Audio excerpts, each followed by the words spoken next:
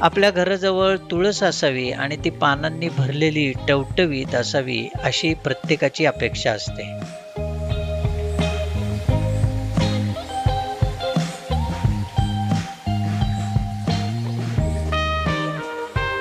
पण क्वचितच अशी तुळस बघायला मिळते.